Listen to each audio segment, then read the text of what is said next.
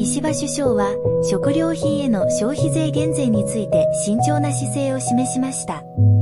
彼は立憲民主党が提案する1年間の消費税ゼロ案に対し、高所得者や高額消費者も負担軽減の対象になることを指摘し、低所得者が物価高に苦しんでいる現状を考慮する必要があると述べました。